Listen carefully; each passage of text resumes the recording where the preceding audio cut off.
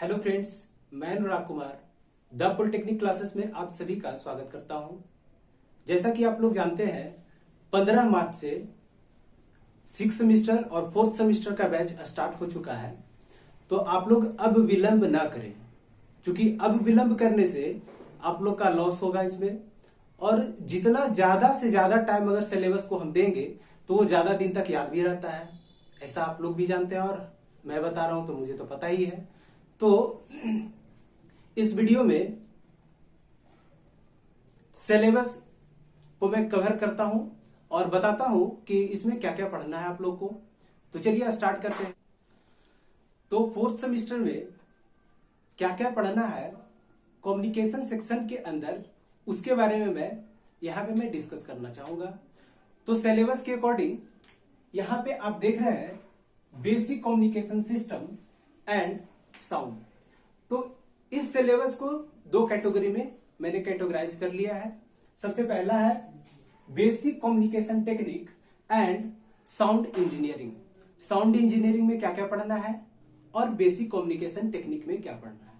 तो चलिए स्टार्ट करते हैं। सबसे पहला पॉइंट अगर मैं बात करूं तो बेसिक कम्युनिकेशन टेक्निक के अंदर इंट्रोडक्शन टू कम्युनिकेशन, मतलब कि कम्युनिकेशन के अंदर क्या इंट्रोडक्शन है, क्या क्या हम लोग पढ़ेंगे। तो हम लोग जैसा कि जानते हैं कि बेसिक कम्युनिकेशन कहने का मतलब कि अगर हम कम्युनिकेशन का सिर्फ बात करें तो एक प्रोसेस है जो बातचीत का, एग्जैक्टली हम कहें बातचीत का एक प्रोसेस है। तो बातचीत का प्रोसेस है और इसमें कह रहे हैं कि ये टेक्निक मतलब तरीका। तो तरीका कहने का मतलब कि हम किस तरीके से हम कम्युनिकेट करें। वैसे तो पहले भी कम्युनिकेशन होता था और अब भी कम्युनिकेशन हो रहा है, लेकिन पहले में और अब में क्या डिफरेंसेस आ गया। तो अब हम लोग इलेक्ट्रॉनिकली सिस्टम का यूज करते हैं, लेकिन पहले ऐसा नहीं था। और पहले ऐसा नहीं था इसलिए ज्यादा टाइम लग रहा था, लेकिन अब इलेक्ट्रॉनिकली टेक्निक आ गया है तो इसमें कम टाइम लगता है। तो कम टाइम लगने के साथ ही साथ हमारा कॉस्ट भी बचता है, और जिसके कारण हम इंट्रोडक्शन के अंतर्गत हम लोग पढ़ेंगे ये इलेक्ट्रॉनिकली सिस्टम हमारा है।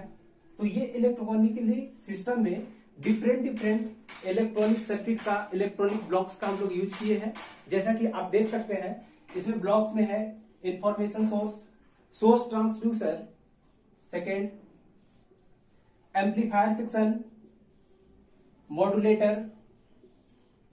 तो अगर हम इसे कंपेयर करना चाहें, जैसे कि इंफॉर्मेशन सोर्स, जैसे कि मैं कहूं इंफॉर्मेशन सोर्स में मैं खुद हूं, चूंकि सोर्स ऑफ इंफॉर्मेशन जो भी मेरे अंदर फीलिंग्स है वो इंफॉर्मेशन है और मेरे द्वारा जनरेट हो रहा है, इसका मतलब मैं खुद सोर्स हूं। तो यहां पर से मेरे फीलिंग्स को लिखकर यहां भेज दिया गया। अब भेज दिया गया तो भेजने के बाद ये सोर्स ट्रांसड्यूसर को भेज दिए, मतलब कि सोर्स ट्रांसड्यूसर इसको इलेक्ट्रिकल फॉर्म में कन्वर्ट करेगा। क्योंकि इलेक्ट्रिकल फॉर्म में कन्वर्ट करेगा तभी तो इलेक्ट्रोनिकली सिस्टम में ये एक जगह से दूसरे जगह पे जा पाएगा। तब यहां से सोर्स ट्रांसड्यूसर से एम्पलीफायर के पास जाता है। तो एम्पलीफायर इसको एम्पलीफाई करता है। जैसे कि मैं कुछ भी बोल रहा हूं तो उसका सिग्नल का स्ट्रेंथ जो है वीक है, तो स्ट्रेंथ वीक होने के कारण वो ज्यादा दूर तक तो जा नहीं सकता है, तब उसे एम्पलीफाई करना पड़ेगा, मतलब कि एम्पलीफायर से पास करना पड़ेगा। और एम्पलीफायर से पास करेंगे तो एम्पलीफायर से जैसे ही पास होगा उसका सिग्नल का स्ट्रेंथ बढ़ जाएगा। तो सिग्नल का स्ट्रेंथ जैसे ही बढ़ा तो उसके बाद भी जितना डिजायर्ड लेवल का वो स्ट्रेंथ होना चाहिए वो नहीं मिलेगा। और बहुत ज्यादा डिस्टेंस के लिए हम लोग जानते हैं कि वायरलेस कम्युनिकेशन का हम लोग यूज करते हैं। तो यहां से हम नहीं भेज सकते हैं लॉन्ग डिस्टेंस के लिए, उसके लिए एक ब्लॉक्स की जरूरत पड़ती है जिसे हम लोग मॉड्यूलेटर ब्लॉक्स के नाम से हम लोग जानते हैं, जो कि यहां पर रिप्रेजेंट किया हुआ है। और यहां पे सिलेबस में सेकेंड पॉइंट में मेंशन किया हुआ है मॉड्यूलेशन। ये मॉड्यूलेशन जो है एक प्रकार का प्रोसेस है जो मॉड्यूलेटर सेक्शन के अंदर डन होता है। इसमें होता क्या है कि एक हाई फ्रीक्वेंसी की सिग्नल को एक मैसेज सिग्नल के साथ हम लोग मिक्स करते हैं, या फिर कहें कि मैसेज सिग्नल को कैरियर सिग्नल पे सुपर इम्पोज करते हैं। इस प्रोसेस को हम लोग मॉड्यूलेशन प्रोसेस हम लोग कहते हैं, और वो डन होता है मॉड्यूलेटर सेक्शन में। तो हम लोग मॉड्यूलेशन प्रोसेस के बारे में हम लोग पढ़ेंगे कि इसमें होता क्या क्या है।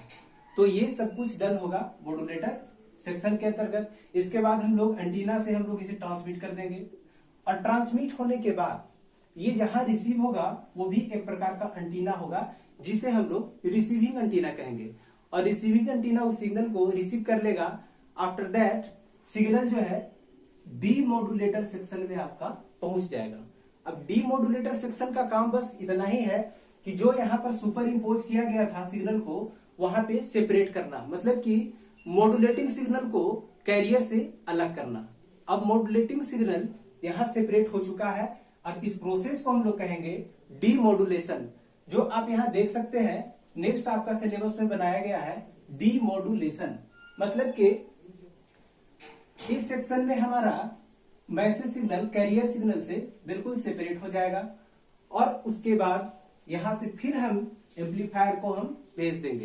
एम्पलीफायर बस इतना ही करेगा कि इसका स्ट्रेंथ जो यहां से यहां तक ये पहुंचा है, तो इसका लेवल डाउन कर जाएगा, मतलब कि स्ट्रेंथ कम जाएगी, जो कि हमारे पास तब जब पहुंचेगी तब वो उसका लेवल नहीं होगा, सही से हम लोग उस मैसेज को रीड नहीं कर सकते हैं। तब यहां पर एम्पलीफायर की जरूरत पड़ी, और एम्पलीफायर फिर से उसको स्ट्रेंथ को बढ़ाएगा, और उसके बाद उसे आउटपुट ट्रांसड्यूसर में भेज दिया जाएगा। जैसा कि हम लोग जानते हैं कि यहां से जो सिग्नल हम ट्रांसमिट किए, सपोज यहां से हमने स्पीच सिग्नल को ट्रांसमिट किया था, हमें यहाँ इस सेक्शन पर भी तो हमें वही स्पीच ही मिलना चाहिए, लेकिन अभी क्या है कि यहाँ इलेक्ट्रिकल फॉर्म में आपका है, तो इलेक्ट्रिकल फॉर्म से फिर कन्वर्जन होना चाहिए, तभी तो हम उसको अंडरस्टैंड कर पाएंगे। तब यहां से जो है आउटपुट ट्रांसड्यूसर फिर से फिजिकल फॉर्म में जैसा हम भेजे थे सिग्नल, वही सिग्नल यहाँ पे आपका मिलना चाहिए, और इसको कन्वर्ट आउटपुट ट्रांसड्यूसर करता है। और आउटपुट ट्रांसड्यूसर के बाद आप जैसा जानते हैं डेस्टिनेशन, मतलब कि फाइनल पॉइंट तक वो सिग्नल पहुंचेगी। और डेस्टिनेशन कहने का मतलब कि अगर मैं सिग्नल भेज रहा हूं किसी दूसरे पर्सन के पास, तो दूसरा पर्सन जो है वो डेस्टिनेशन हुआ।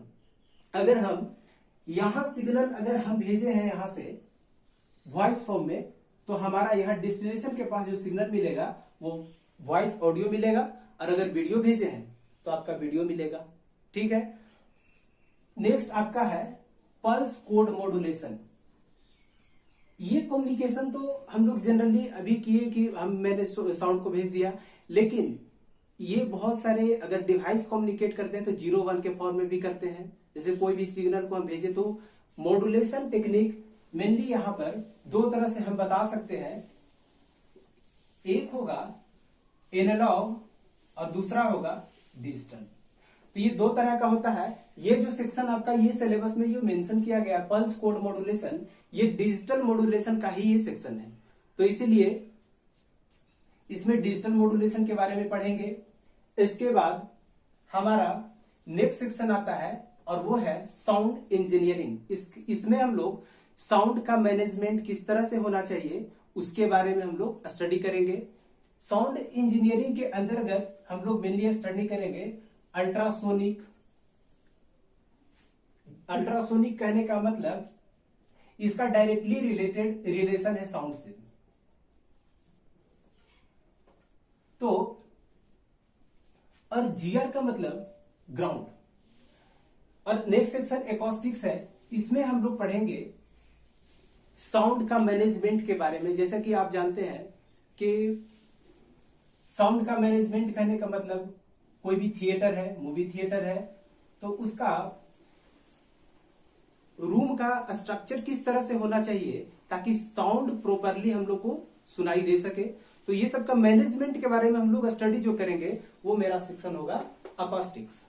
तो आई थिंक आप लोग को ये सिलेबस समझ आ गया होगा कि इसमें पढ़ना क्या क्या है। तो वीडियो को ज्यादा लेंथ न करते हुए मैं यहीं पे विराम देना चाहूंगा। Thank you.